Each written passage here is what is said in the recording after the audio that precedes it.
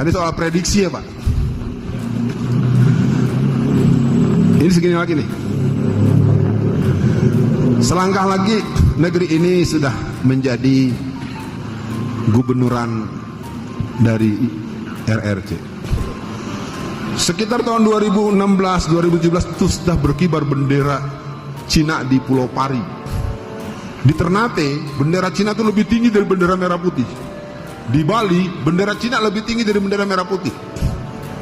Ini sebenarnya orang-orang yang jiwa patriotik, baik tentara maupun orang-orang model ini udah gelisah. Kenapa bisa berkibar bendera merah putih?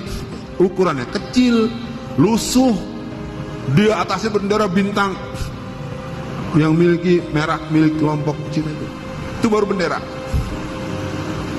Dan di beberapa perusahaan-perusahaan Cina tidak boleh berkibar bendera merah putih. Biar tahu aja dulu, negeri ini udah nggak ada sebenarnya kalau kita tidak punya kemampuan meluaskan. Makanya pesan dari saya buat para jamaah semua, kita tidak perlu berteriak mengadakan perlawanan penolakan dengan lisan. Kita berdoa, kita perkuat, doakan orang-orang yang masih mau menyatakan ini agar sehat, selamat, dan terlepas dari tangan-tangan usil model si Anas Al-Aidid itu ya.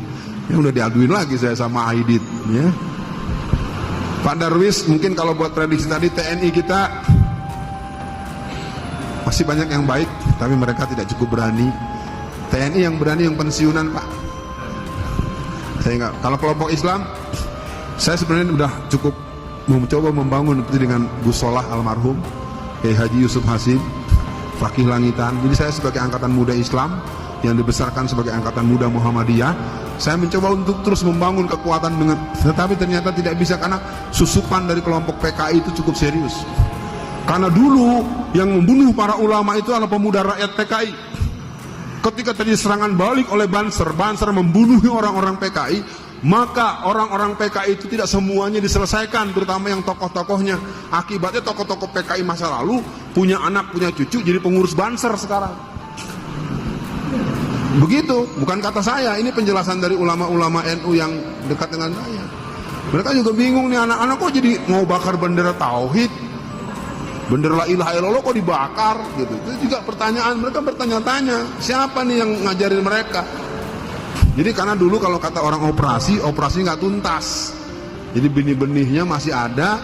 Jadi muncullah orang model Nuril, ya, model Sakup, segala macam. Itu manusia-manusia yang memang kalau dilacak-lacak bapaknya kalau nggak Palu Aritis, ya mungkin orang-orang dukun-dukun yang punya nilai-nilai itu dulu-dulunya. Pak Darwis, melanggar undang-undang menjadi hal yang dilakukan terus-menerus. Memang nggak perlu undang-undang kok. Kayak apa ngomongnya si Ade Armando. Ade Armando kalau kita rinci lebih dari 7-9 omongan dia yang sangat membahayakan dan harus ditangkap. Kayak apa omongan si Abu Janda, ya. Dan kita tekan terus semua, apalagi ada yang namanya sama saya lagi Dewi Tanjung. Aduh, pakai Tanjung lagi tuh, ya. Nah, jadi sekarang kalau pertanyaan Bapak tadi soal bergerak, kalau bergerak menurut saya, kalau saya sudah kemarin sampai ke Kalimantan Timur, di beberapa tempat, itu penduduk-penduduk masyarakat itu sudah bersiap. Makanya fenomena latihan berkuda, memanah, segala macam harus kita mulai berlatih. Dan ada ajak pembicaraan ini dengan bahasa-bahasa yang lebih persuasif dengan teman-teman polisi ataupun apa. Kalau minimal mereka nggak ganggu kita. Ya. Yang perlu saya beritahu adalah Perbakin, Persatuan Penembak Nasional. 70% yang ikut latihan penembak nasional itu adalah pemuda gereja. Kenapa? Resmi. Kita nggak ngerti bahwa ini strategi mereka. Jadi anak-anak SMP kelas 2, anak-anak SMA, mahasiswa-mahasiswa Kristen itu banyak ikut organisasi penembak nasional. Sehingga dia terlatih mengenal senjata, mempunyai kemampuan menggunakan senjata, mempunyai keahlian bongkar pasang senjata, sehingga mereka bisa memegang senjata. Kalau nanti ada apa-apa dengan kita, mereka lebih siap untuk membunuh kita. Sementara kita ributnya masih mau pakai latihan-latihan yang seolah-olah menentang negara. Tangkap lagi, teroris lagi. Ya, cerdas dikit, taktis. Kita harus berjihad. Menegakkan daulatul Islam, tatbikus syariah itu hukumnya wajib. Kalau ada orang tidak punya cita-cita menegakkan Islam dalam hati, dalam pikirannya, batal syahadatnya. Tapi yang begitu nggak usah sok lu paling berjuang bro. Ini kan saya suka bilang, lu ngomongnya satu kobakan sih. Ya, kita harus bergabung dengan melihat. Makanya alhamdulillah kawan-kawan Ruki, kawan-kawan DSKS segala macam, kita semua termasuk teman-teman Jawa Timur, Jawa Barat segala macam. Nah, ini kita doakan semoga mereka lebih taktis dan kita akan berjuang sebatas kemampuan kita, dan tentu kita nggak akan lepas negeri ini ke orang lain. Tema sentral saya pikir akan saya sampaikan, kemudian ada beberapa pertemuan nasional yang akan datang. Faktor muslim yang pejabat tidak bela Islam, pastinya tidak ada jiwa Islam di hatinya. Itu saja jawaban yang paling gampang. Yang kedua, saya ceritakan dikit Pak Z.A. Maulani. Z.A. Maulani satu hari datang ke ruangan Benny Murdani. Dia seorang jenderal, dulunya didikan PII, Pelajar Islam Indonesia. Jadi ketika masuk ke ruangan Pak Benny, keceplos. Assalamualaikum. Pak Benny ngamuk. Jadi Pak Z.A. Maulani itu tidak naik pangkat selama 15 tahun. Hanya gara-gara keceplos ngomong Assalamualaikum. Mesti dia bilang, salam Pancasila. Belum ada ya.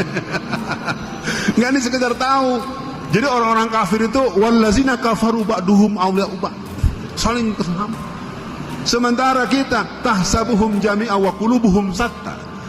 Kau lihat mereka seolah-olah bersatu, padahal hati mereka terpecah belah. Saya himbau buat yang hadir pada siang ini, kita boleh berbeda, jangan bermusuhan. Kita memang berbeda tempat tumbuh, tapi jangan saling menyalahkan tumbuhan yang berbeda warna dan baunya.